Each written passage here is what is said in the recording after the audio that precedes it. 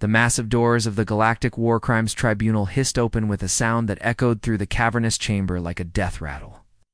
Commander Vexler entered slowly, her massive reptilian frame casting long shadows across the polished metal floor. Each step of her clawed feet rang out like a bell tolling for the dead. The chamber itself was a marvel of galactic engineering. Representatives from 47 different species sat in carefully arranged tiers, each section adapted to their unique physiological needs. The crystalline Zendari floated in their gravity-nullified pods, while the insectoid hive Ka clustered together in their communal seating area. The aquatic Morolth observed from their pressurized water tanks, and the energy beings of the Luxara flickered like contained lightning in their containment fields, but all eyes were on Vexter as she took her place at the witness stand. Her scaled hide told the story of a warrior who had seen too much. Deep furrows ran across her skull where human weapons had found their mark. Her left arm bore the distinctive spiral burn pattern of a Terran plasma rifle. Most disturbing of all was the way her usually proud military bearing had been broken, placed by the haunted posture of someone who had stared into the abyss and found it staring back. Arbitrator Melkin, towering figure from the Keth Mori. Collective adjusted his ceremonial robes and fixed his multiple eyes on the defendant. His species had overseen galactic justice for over 3 millennia, and their reputation for impartiality was legendary. Yes. But even he seemed unsettled by the broken figure before him. The tribunal recognizes Commander Vexter of the Dominion. Fleet Melkin intoned, his voice carrying the weight of absolute authority. You stand before this court accused of 17 counts of war crimes during the conflict, designated as the Terran Incursion. These charges include the orbital bombardment of civilian populations, the use of banned biological weapons, and the systematic execution of prisoners of war. The chamber's recording devices hummed to life, capturing every word for the galactic archives. In the observation gallery, journalists from across known space leaned forward. Their various sensory organs focused intently on the proceedings. State your full name, rank, and service record for the tribunal, Melkin commanded. Vexler's throat sac expanded and contracted slowly, a sign of deep stress in her species. When she spoke, her voice carried the rasp of someone who had screamed too much and slept too little. Commander Vexler, service number 847, total prime. Formerly of the 7th Dominion Battle Fleet, I held command of the heavy cruiser Death's Edge during the Terran campaign. She paused, her predatory eyes scanning the assembled judges. I have served the Dominion for 43 standard cycles. My record shows 14 successful planetary conquests and over 200 individual combat actions. And during the Terran incursion, Melkin pressed, I commanded a battle group of 12 vessels, entered the Sol system with a force of approximately 15,000 combat personnel. Her voice became even quieter. I left with less than 300. A ripple of shocked whispers ran through the gallery. The mathematical implications were staggering. The Dominion fleet was renowned across the galaxy for its military prowess. Their battle groups had conquered entire star systems with minimal losses. The charges against you are severe, Melkin continued, consulting his datapad.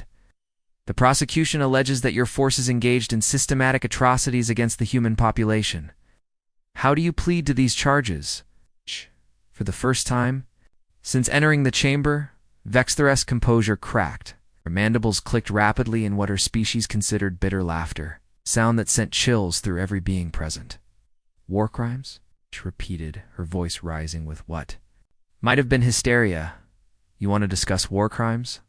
You sit here in your comfortable chamber, surrounded by your civilized representatives, and you dare to judge what happened in that system. She stood abruptly, her full height towering over the witness stand. Several security guards stepped forward, but she made no aggressive moves. Instead, she spread her arms wide, displaying the full extent of her battle scars. Look at me, she roared. Look at what those creatures did to the most feared battle fleet in the galaxy. And you want to talk about war crimes? The chamber erupted in chaos. Representatives from dozens of species began speaking at once. Various languages creating a cacophony of sound. Melkin's assistants activated noise dampeners, but the underlying tension remained. "Order," Melkin commanded, his voice amplified through the chamber's speakers. "Commander Vexter, you will control yourself or be held in contempt of this tribunal." Vexter slowly lowered her arms, but her eyes remained fixed on something. Beyond the physical walls of the chamber, "You have no idea what you're judging here. None of you do." "Then enlighten us," Melkin said, his tone softening slightly. "Tell us what happened during the Terran incursion." Vexter returned to her seat, but her massive frame seemed to diminish as she spoke. "The humans. Want to know about the humans? About Park Joon-ho and his Soul Rangers? About Kim Nari and her impossible orbital defense strategies? About what it means to fight a species that considers death just another tactical option?" The silence that followed was absolute. The chamber's life support systems seemed too quiet. "I will tell you about fighting humans," she continued, her voice now barely above a whisper. "But understand this, honored arbiters. When I finish my testimony, when you have heard what I have seen and experienced, you will realize that the only true crime committed during this war was that we woke them up." She leaned forward, her claws unconsciously extending to scrape against the metal surface of the witness stand. The sound was like nails on a chalkboard, setting every nerve in the chamber on edge. It began with intelligence reports that painted the humans as primitive, divided, technologically inferior. Our strategic analysts assured us that the Terra system would be just another routine conquest. The humans had barely achieved faster-than-light travel. Their weapons were kinetic-based, their ships were slow, their military doctrine was antiquated by galactic standards. Okay. Gestured for her to continue, though his earlier confidence had visibly shaken. Around the chamber, representatives from species that had never known defeat began to shift uncomfortably in their seats. "We were so confident," Vexer continued, her voice taking on the tone of someone confessing a terrible sin. "The Seventh Fleet had conquered the silicon-based crystalline hierarchy in just 6 months.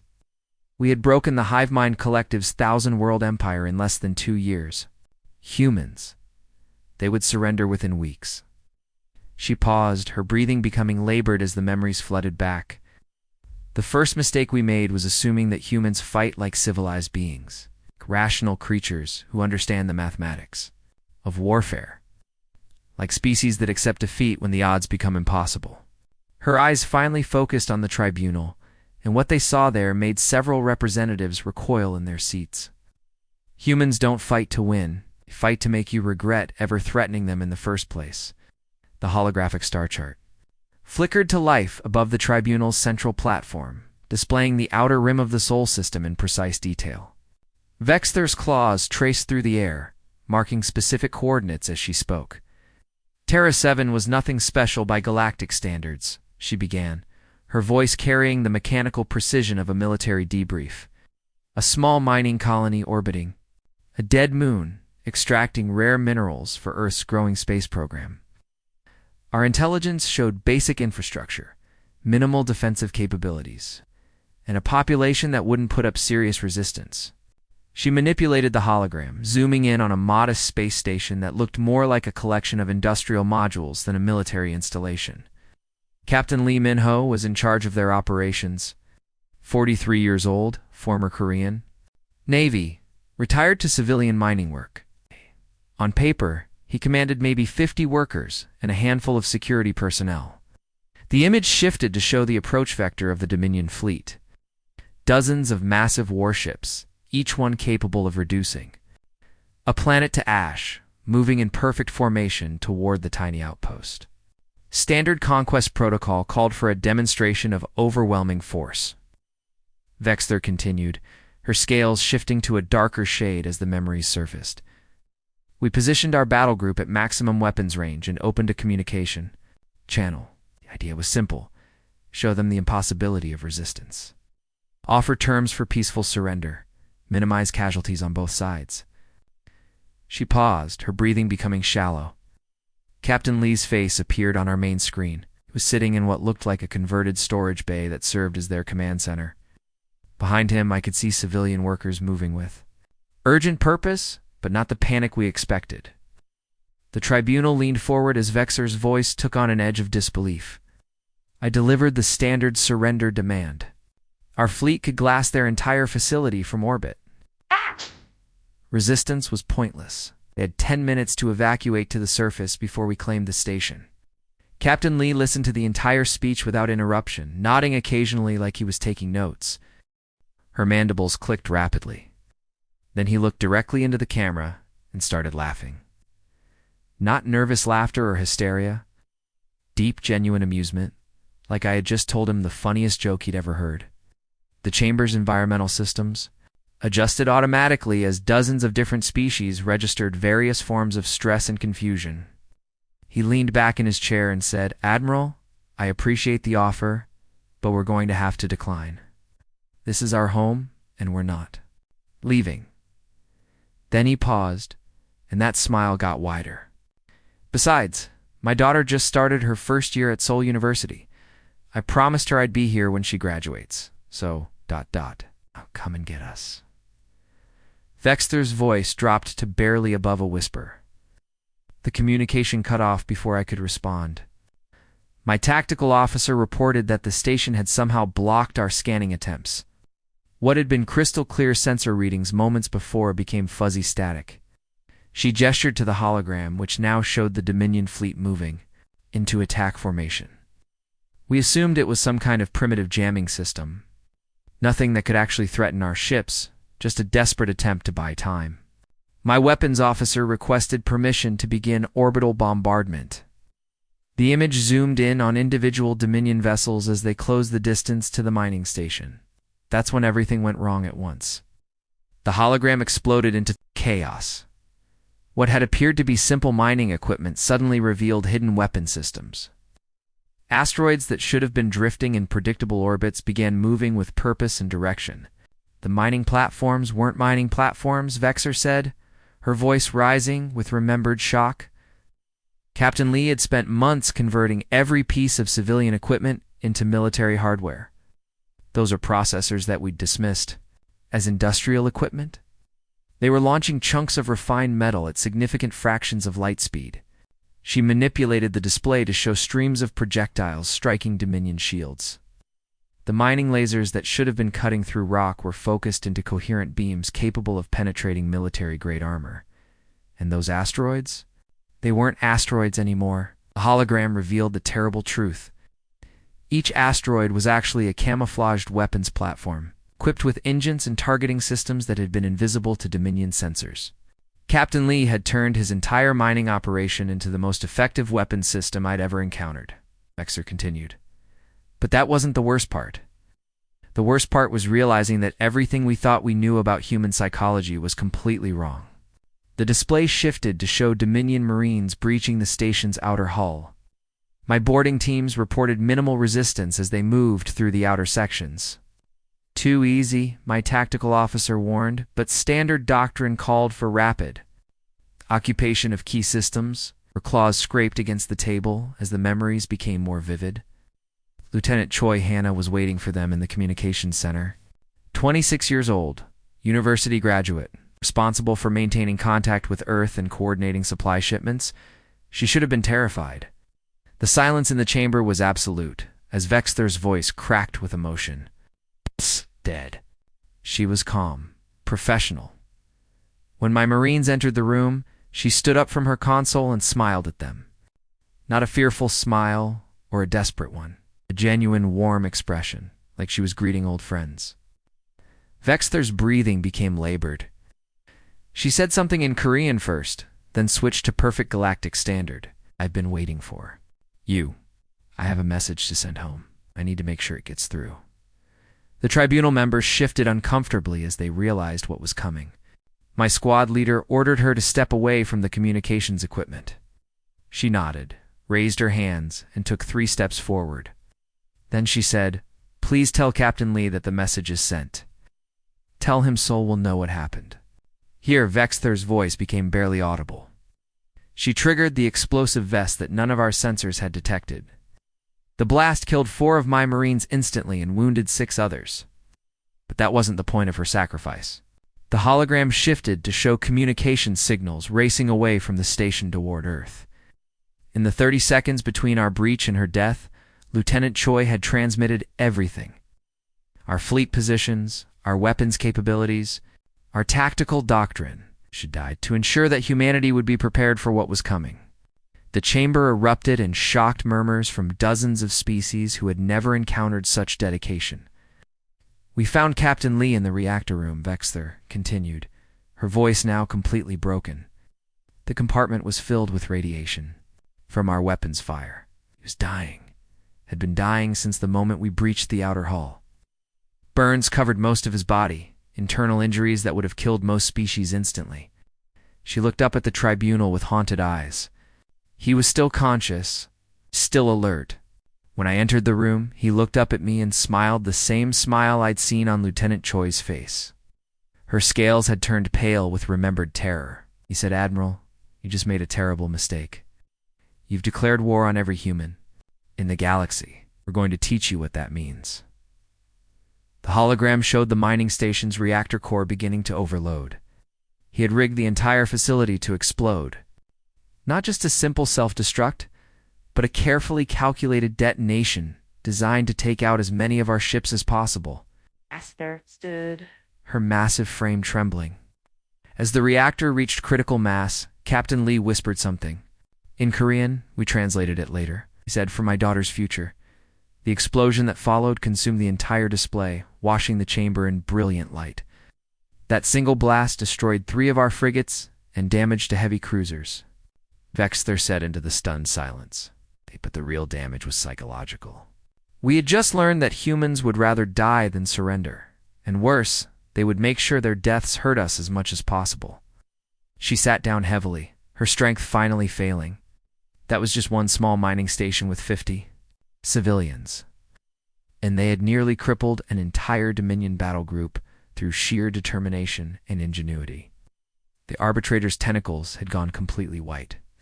Surely this was an isolated incident of fanaticism. Vexter's laugh was hollow and broken. Isolated.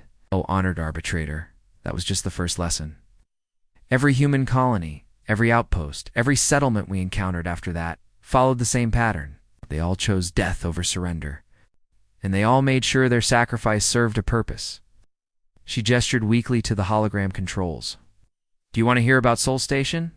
About how Park Sora convinced 300 civilians to turn their life support systems into weapons.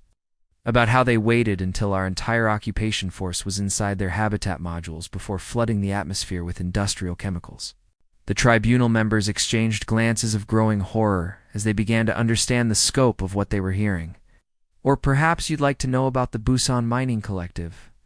How manager Kim Tai-woo spent 6 months teaching asteroid miners to pilot their excavation equipment like fighter craft. How they held off our squadron for 8 hours using nothing but industrial tools and pure determination. Vexther's voice rose to a shout. Every human we encountered had weaponized their own willingness to die. They turned martyrdom into military doctrine. The chamber fell silent except for the hum of life support systems struggling to manage the stress of 47 different species all registering various forms of shock and disbelief.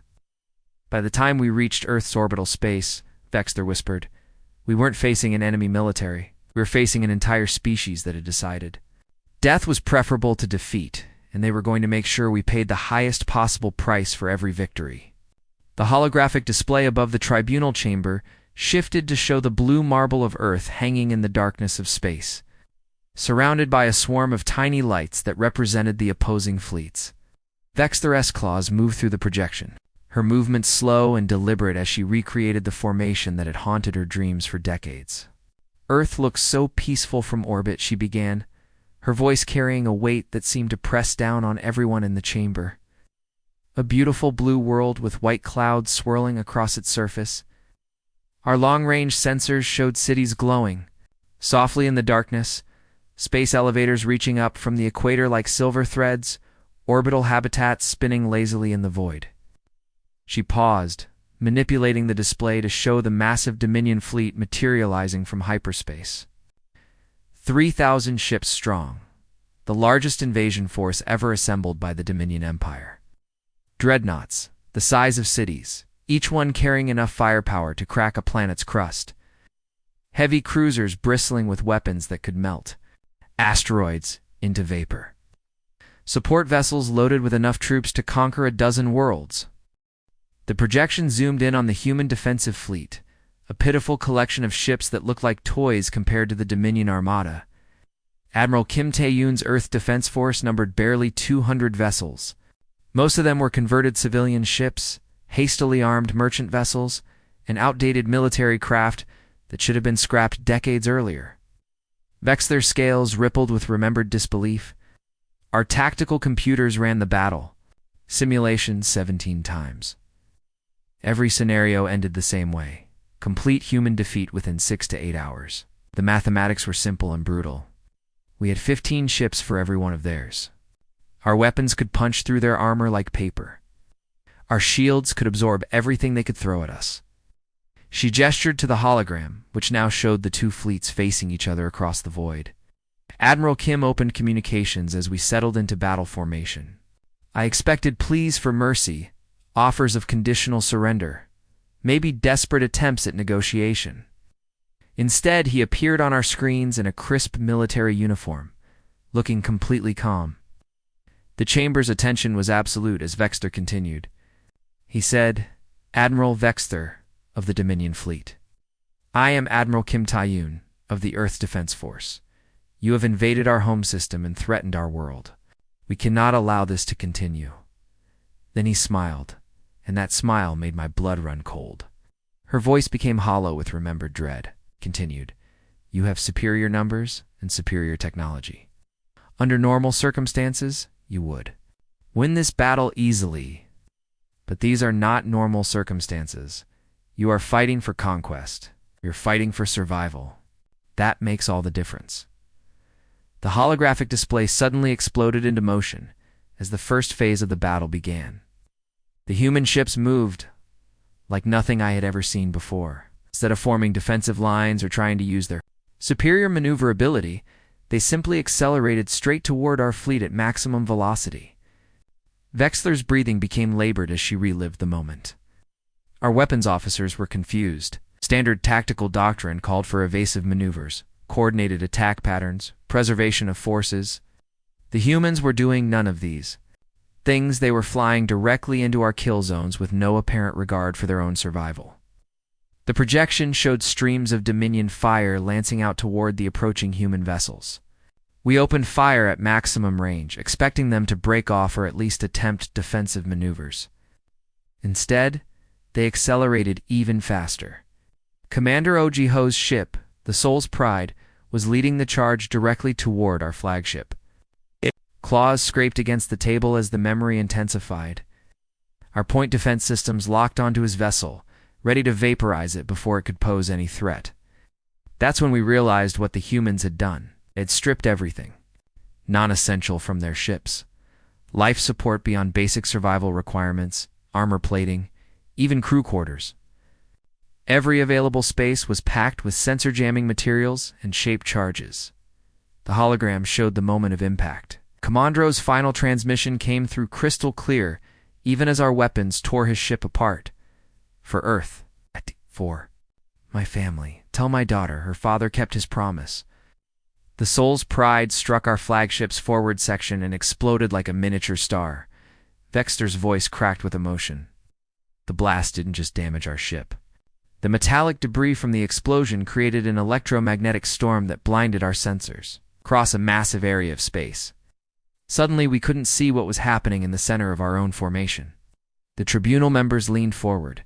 As the holographic display showed small, fast-moving objects weaving through the Dominion fleet's confused formations, that's when Captain Song Min-ji's stealth squadron struck. While our sensors were scrambled, she had moved her ships to point-blank range. Her vessels were so small and fast that our automated defense systems couldn't track them effectively. They manipulated the display to show the tactical situation from multiple angles. But Captain Song wasn't trying to destroy our ships. She was trying to capture them. Her target was our supply fleet, the tankers carrying fuel, the transports loaded with ammunition, the support vessels that kept our battle group operational. Her scales had turned a sickly gray color as she continued. The first indication we had of her success was when the supply tender, Dominions might suddenly changed course and began moving toward the human fleet. Then we received a transmission from Captain Song herself. The chamber was dead silent as Vexor's voice dropped to barely above a whisper. She was standing on our own bridge, surrounded by our equipment, our crew lying unconscious at her feet. She looked directly into our communication system and said, "Admiral Vexor, no, this is Captain Song Minji of the Earth Defense Force. I've just captured your supply depot and approximately 300 of your personnel. They are now prisoners of war and will be treated according to galactic conventions." Her breathing became ragged. Then she paused and her expression changed. The professional military demeanor disappeared, replaced by something cold and terrifying. "However, I want you to understand something. Every human ship you destroy, every human life you take, will be paid for in Dominion blood. We will not negotiate. We will not surrender. We will fight until every last one of you is dead or gone from our system." The holographic display showed more human ships breaking through the Dominion formation, each one targeting specific vessels with surgical precision. Captain Song had done something impossible. With just 30 Marines, she had captured a ship crewed by 300 Dominion soldiers. Our troops were trained warriors, veterans of dozens of campaigns. But they had never faced an enemy that simply refused to acknowledge the possibility of defeat. Vexor stood and began pacing, her movements agitated and sharp. But the tactical victories weren't the worst part. The worst part was the psychological warfare that accompanied every engagement. Every human ship in the fleet broadcast the same message on all frequencies, repeating it over and over like a prayer or a curse. Her voice took on a mocking tone as she recited the words that had haunted Dominion nightmares. "This is the Earth Defense Force. We are going to kill all of you. Surrender now, and we promise to make it quick. Continue fighting, and we will make you suffer before you die. We know who you are. We know where you come from. We will follow you home." The chamber erupted in shocked murmurs from species who had never encountered such direct psychological intimidation. "And they kept their promises," Vexor continued, her voice breaking completely. "When they captured our personnel, they didn't torture them or hold them for ransom. They executed them cleanly and efficiently, then sent the bodies back to us in escape pods. The arbitrator's tentacles had gone completely white. Surely the execution of prisoners violates every galactic convention. They weren't just executions," Vexor interrupted. "Each body came with a personal note. Not general communications or propaganda, but individual messages addressing specific crew members by name, mentioning their families, their home colonies, or personal histories." Her claws scraped deep grooves in the metal table. "Somehow, the humans had accessed our complete personnel databases. They knew everything about every soldier in our fleet. The note attached to Navigation Officer Korthmel mentioned his mate's name and their 3 offspring. The message sent with Communications Specialist Velterra included details about her elderly parents on the rim colony of Zarian. The horror in the chamber was palpable as the implications sank in, were telling us that they knew who we were, where we came from, and everyone we cared about. The message was clear. This war wouldn't end with military defeat. If they chose to, the humans could follow us home and continue the conflict on our own worlds. Vexor slumped back into her chair, suddenly looking ancient. By the 6th month, half my fleet was requesting immediate transfers to other theaters of operation. Soldiers who had fought the crystalline warriors of Antares, would face the bio-horrors of the plague worlds, were begging to be sent anywhere else, rather than continue fighting humans. Her voice became barely audible. By the 12th month, we had stopped trying to conquer Earth. Our only goal was to survive long enough to escape the system, with some semblance of our forces intact. The holographic display showed the gradual retreat of the Dominion fleet, harassed at every step by relentless human forces. Admiral Kim Taeon's final message to our fleet came as we began our withdrawal. He appeared on our screens one last time, still calm, still professional, said, "Admiral Vexor, you came to our system to conquer us. Instead, You have taught us that we are stronger than we knew. We will remember this lesson. The next time someone threatens Earth, we will be ready. Vexor looked up at the tribunal with haunted eyes. We had entered the Sol system as conquerors. We left as survivors, forever marked by the knowledge that somewhere in the galaxy there was a species that treated death as simply another tool of war. The holographic display above the tribunal shifted once more, this time showing the sprawling metropolis of Sol from an orbital perspective. The city stretched endlessly in all directions, a maze of towering skyscrapers, winding streets, and underground networks that seemed to pulse with life even from space. The orbital bombardment had softened their defenses, Vexor continued, her voice taking on the mechanical tone of someone reciting for military reports, or so we thought. Our intelligence officers assured High Command that urban warfare would favor our superior technology and training. Humans, they said, were not adapted for prolonged conflict in their own cities. She manipulated the hologram to show drop pods descending like meteors toward the city's surface. 200,000 Dominion Marines in the first wave, each soldier equipped with powered armor that could deflect small arms fire, personal, energy shields, and weapons capable of punching through reinforced concrete. We expected token resistance from local police forces, maybe some hastily organized militia groups. The display zoomed in to street level, showing the massive forms of Dominion soldiers moving through Sol's urban landscape. The landing zones were secured within the first hour. Our advanced scouts reported minimal opposition. A few scattered gunshots from distant buildings, some improvised barricades that our vehicles cleared easily. Standard occupation protocol was proceeding exactly as planned. Vexor's scales began to shift to a darker shade as she continued. That's when we encountered Private Lee Hone, 17 years old, wearing a school uniform with a backpack slung over his shoulder. He looked exactly like what our cultural briefings had told us to expect, a frightened civilian caught in a war zone. The tribunal leaned forward as her voice became strained. He approached our forward patrol with his hands raised, speaking in broken galactic standard. "Please help," he said. "My family trapped in building. Need medicine for my grandmother." Our medic, Corthon, was a good soldier. 30 years of service, veteran of 8 campaigns, he had treated wounded civilians on dozens of worlds. Her breathing became shallow. Corthon stepped forward to examine the boy, following standard protocols for civilian contact. That's when Lee Haeon smiled and said something in Korean. Our translators picked it up later. "Annyeonghaseyo." It means hello. The silence in the chamber was absolute as Vexor's voice dropped to barely above a whisper. The explosion vaporized everything within a 15-meter radius. Corthon, 3 other Marines, our communications specialist, and the boy himself. The blast was so intense that it left a crater in the street where they had been standing. She paused, her claws unconsciously extending as the memory intensified. But that wasn't the end. The explosion was a signal. Within seconds, every window, every rooftop, every doorway erupted with weapons fire. The buildings around us had been turned into fortress positions, with civilians who had never held military weapons suddenly fighting like seasoned soldiers. The holographic display showed the street battle in horrifying detail. Dominion Marines, previously confident in their technological superiority, found themselves pinned down by an enemy that seemed to be everywhere and nowhere at once. Captain Han Sujin was coordinating the resistance in the Gangnam district, Vexor continued, her voice gaining strength as she lost herself in the tactical details. Before the invasion, she had been a mathematics teacher at a local high school.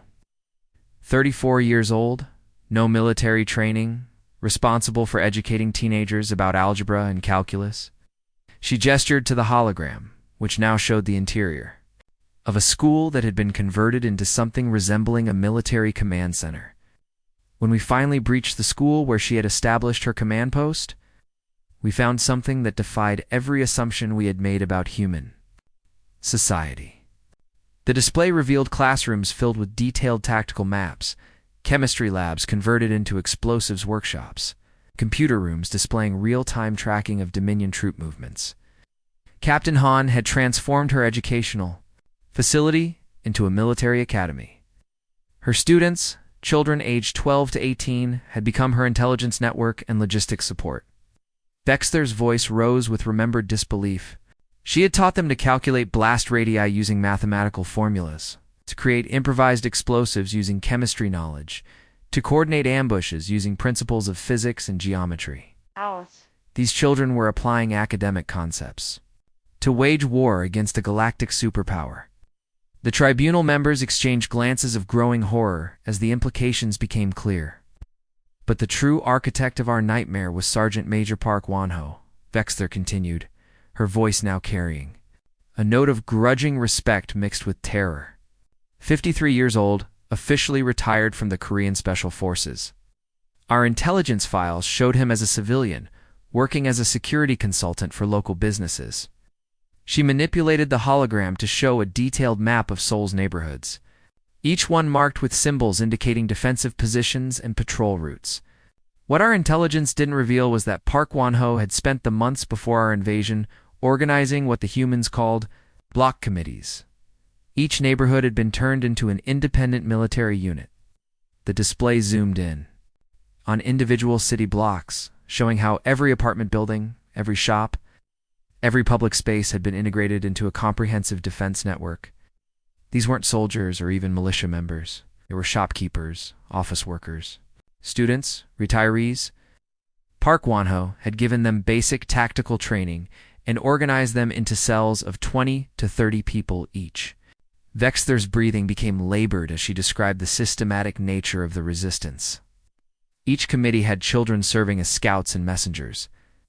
They would approach our patrols with innocent requests, asking for food, medical supplies, directions to safety. While our soldiers were distracted by these apparently harmless interactions, the children were marking our positions, counting our numbers, identifying our equipment.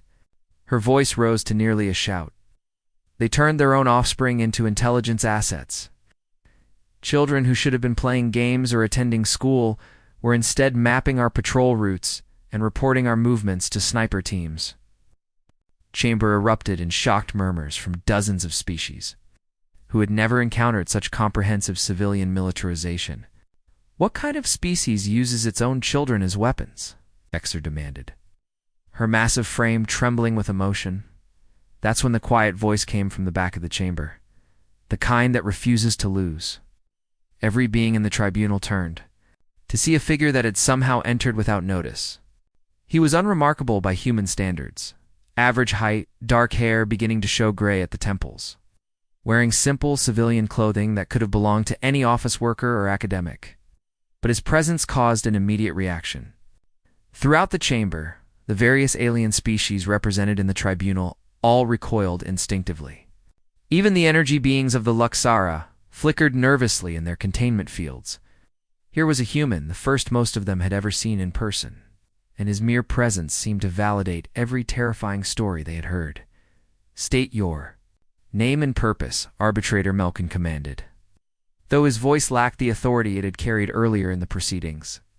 Dr. Yoon Ji-hoon, Seoul National University, Department of Military History, the human replied, his voice calm and conversational, as if he were introducing himself at an academic conference rather than a war crimes tribunal. I was one of Captain Han Soo-jin's students during the invasion. I'm here to provide historical context and clarification to Commander Vexler's testimony. Vexler had backed against the far wall of the chamber, her scales now pure white with terror. Her massive frame pressed against the metal surface as if she were trying to disappear into it. You, she whispered, her voice barely audible, were there, in the subway tunnels. I remember your voice. Dr. Yoon smiled, and that expression sent chills through every being in the chamber. It was not a cruel smile or a threatening one. It was simply calm, confident, and utterly without fear. Block 7, Subway Line 9, he confirmed with the same conversational tone. You were leading a patrol to secure the university district. My assignment was to delay your advance while the civilian evacuation was completed. You killed 60 of my soldiers, Vexler accused, her voice cracking with remembered trauma. 60 trained Marines with nothing but improvised explosives and university chemistry equipment. 63, actually, Dr. Yoon corrected mildly. But who's counting? He turned to address the tribunal directly, his demeanor shifting slightly. To that of a professor addressing students, Commander Vexter has been providing an accurate account of Phase 1 of our resistance operations. However, she seems reluctant to discuss Phase 2. The tribunal members looked between the terrified Dominion officer and the calm human academic with growing alarm. The contrast was striking, the massive alien warrior cowering against the wall, while the small human stood relaxed and confident. In the center of the chamber, "What is Phase 2?" Arbitrator Milken asked, though his tone suggested he dreaded the answer. Vexter's voice was barely a whisper as she responded. "Phase 2 was when they stopped defending their city and started hunting us." The holographic display above the tribunal chamber flickered and changed, now showing the sprawling urban landscape of Seoul. 3 months after the initial invasion, what had once been a vibrant city now looked like a war zone, with damaged buildings and empty streets creating an eerie silence that seemed to press against the chamber walls. "We thought we had one," Vexter said, her voice hollow and distant as she stared at the projection. 3 months of brutal urban fighting, and finally the resistance seemed to be breaking. Our patrols were encountering fewer ambushes. Improvised explosive attacks had decreased. Even the psychological warfare broadcasts had gone quiet. She manipulated the hologram to show Dominion forces establishing checkpoints and patrol routes throughout the city. High Command was pleased. With our progress, intelligence reports suggested that human morale was collapsing. We had secured the major transportation hubs, government buildings, and communication centers. By every military metric, Seoul was under Dominion control. Dr. Yoon remained perfectly still in the back of the chamber, watching Vexter with those unnervingly calm human eyes that seemed to see everything and judge nothing. That's when Colonel Kong Minsu made his presence known, Vexter continued, her scales beginning to ripple with remembered terror. We had been tracking him through intelligence reports for weeks. Former Korean Army Ranger, survival instructor, officially retired and working as a civilian security consultant, our files showed him as a low-priority target. The hologram zoomed in on the Hongdae district, a maze of narrow streets and underground passages that had once been famous for its nightlife and student culture. Patrol Unit 7 was conducting a routine sweep of the area. 12 soldiers, all veterans of previous campaigns equipped with the latest combat gear and full sensor arrays. They were checking abandoned buildings for weapons caches and resistance hideouts. Her breathing became shallow as she relived the moment. At 1400 hours, the patrol leader reported reaching their designated checkpoint. Standard procedure called for hourly status updates, but at 1500 hours, there was only static on their communication frequency. The tribunal leaned forward as Vexter's voice began to crack with emotion. "We sent a recovery team to investigate. What they found defied every tactical manual in our database. The patrol's equipment was scattered across 6 city blocks like breadcrumbs leading through a maze. Combat armor here, weapons there, communication devices dangling from building facades like decorations." She gestured to the hologram, which now showed the scattered debris pattern in precise detail. But there were no bodies, no blood, no signs of struggle. 12 fully armed Dominion Marines had simply vanished as if they had never existed. Dr. Yoon nodded approvingly from his position in the chamber.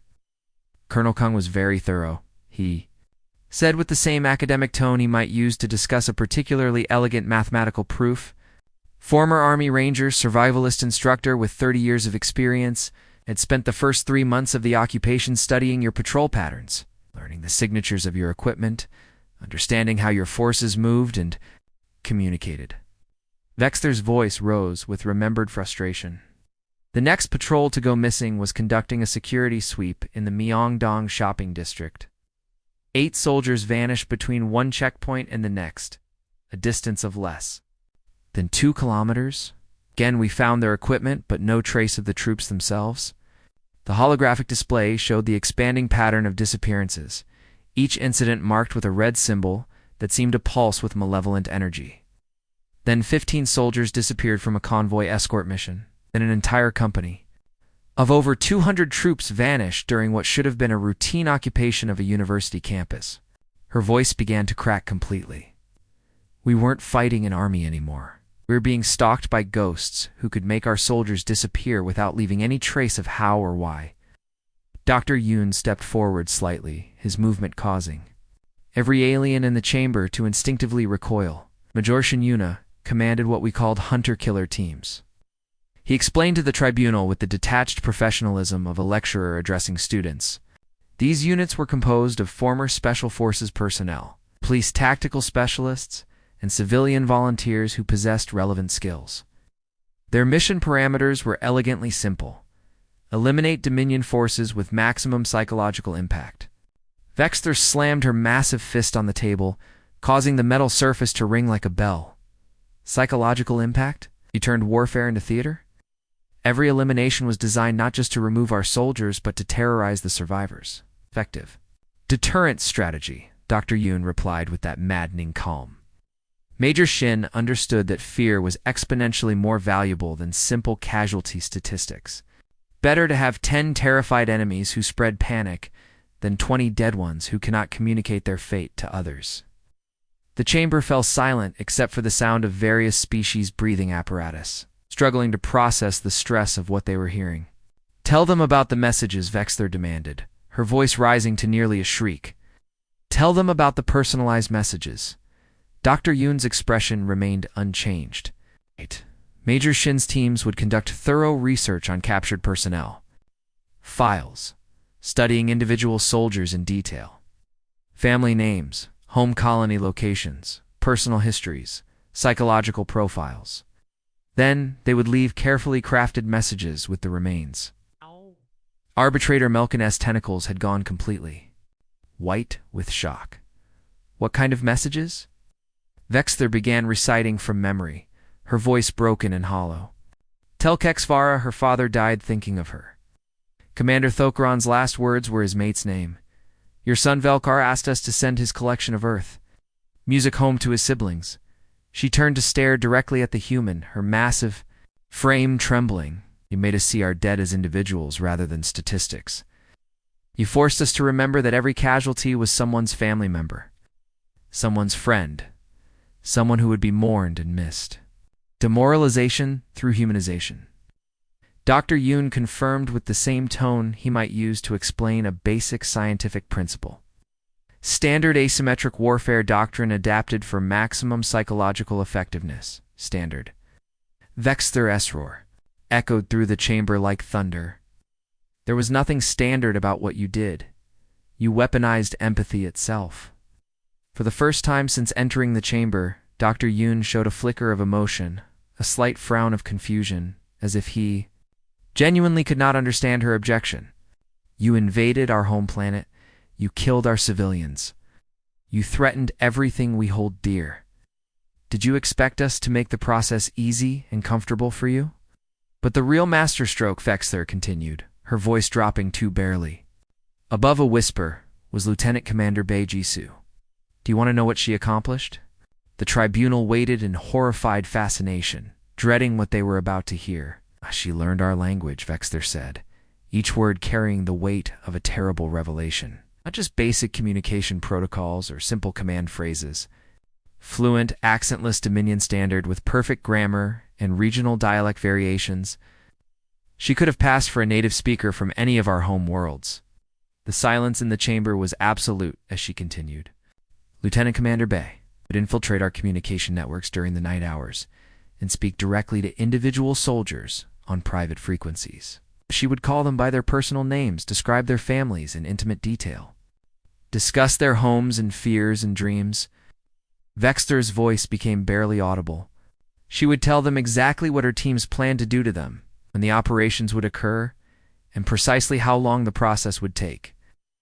Every detail delivered in perfect Dominion standard with the calm professionalism of a medical briefing. Psychological warfare, Dr. Yoon said simply, as if discussing the weather. Lieutenant Commander Bae possessed a doctorate in xenolinguistics from Seoul National University. She understood that fear of the unknown is powerful, but fear of the known and inevitable is completely paralyzing. She broadcasts for 3 hours every night on our command frequencies, Vexter continued, her voice breaking. Bedtime stories, she called them. Detailed stories about Dominion soldiers who had died during the day. Equally detailed stories about soldiers who had died during the coming week. She looked around the chamber with wild, desperate eyes. Do you understand what it means to hear? Your own death described in perfect detail in your native language by a creature that should not even be able to pronounce your species' name correctly. Highly effective, Dr. Yoon observed with academic appreciation. By the end of Phase 2, my remaining forces were experiencing a 90% desertion rate, Vexter said, slumping forward in defeat. Soldiers were deliberately sabotaging their own equipment rather than risk patrol duty. Some were requesting immediate transfers to active combat zones and any other wars just to escape from Earth. She looked up at the tribunal with hollow, haunted eyes. That's when High Command finally ordered the withdrawal from the surface. Arbitrator Melkin leaned forward, his multiple eyes focusing intently. Surely the retreat proceeded according to standard military protocols? There was no retreat, Vexer interrupted, her voice flat and emotionless. There was only running, and they followed us.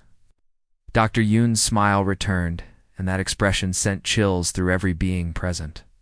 Phase 3. Vexter's entire massive body began to shake uncontrollably. Captain Lim Sung-wan commanded their pursuit fleet, 40 ships against our remaining 800 vessels.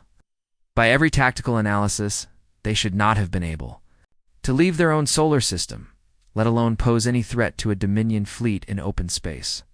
Her voice became a barely audible whisper.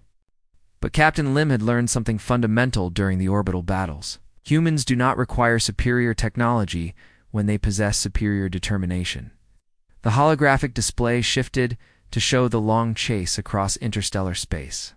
Human ships, pursuing the retreating Dominion fleet, like hunting predators following wounded prey. They followed us for 18 months across half the known galaxy, Vexter continued. Every time we stopped for supplies or fuel, they were there. Every time we attempted to regroup or establish defensive positions, they struck with surgical precision. But they never tried to destroy our fleet completely. She looked up with terrible understanding. They just wanted us to know that we could never go home safely, that they knew who we were and where we came from.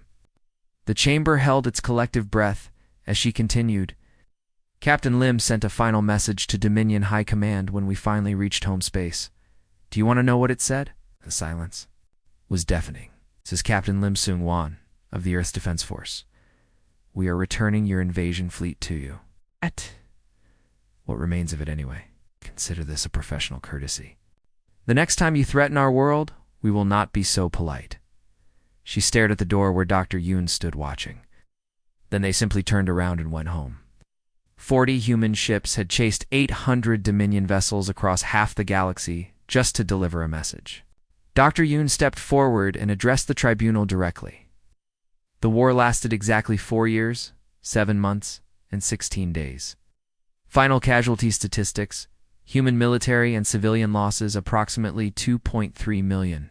Dominion losses across all service branches approximately 12 million. He paused to let the numbers register with the stunned tribunal. The Dominion Empire officially surrendered when Captain Park Hedgen's reconnaissance squadron was detected in orbit around the Dominion homeworld. 1 human vessel, crew of 15, armed with nothing more sophisticated than nuclear missiles, and a message drone. Arbitrator Melkin's voice was barely a whisper. What was the message? Dr. Yoon's smile never wavered. We know where you live now. Behave yourselves, Vexter. Looked up at the human with something that mixed respect and absolute terror. You didn't just defeat us militarily. You taught an entire galactic empire to fear you. It's the most powerful military force in known space. Afraid of one small blue planet. Dr. Yoon nodded approvingly. Exactly as intended. Peace through superior firepower is temporary and requires constant maintenance. Peace through absolute terror is permanent and self-sustaining. He turned to leave the chamber, then paused at the massive doors. Oh, and Commander. Earlier you asked what kind of species weaponizes its own children. His smile never wavered as he delivered his final words. The kind that wins.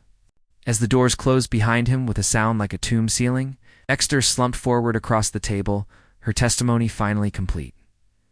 Arbitrator Melkin began to speak. The Dominion War Crimes Tribunal finds the defendant. Then he stopped, his multiple eyes unfocused as he processed what he had heard. After a long moment of silence, he simply said, "Case dismissed. This tribunal is adjourned indefinitely." As the chamber slowly emptied, representatives from 47 different species filed out in stunned silence. Each one carried with them the knowledge that somewhere in the depths of space, humanity waited and watched. Ready to defend their small blue world against any threat, Vexter remained seated alone, staring at the door through which the human had departed. She would never sleep peacefully again. None of them would. In the darkness between the stars, Earth glowed like a blue warning light, reminding the galaxy that some species should never be awakened to war. The tribunal chamber fell silent, but the message echoed through every corner of known space. Humanity had arrived. The galaxy would never be the same. The end.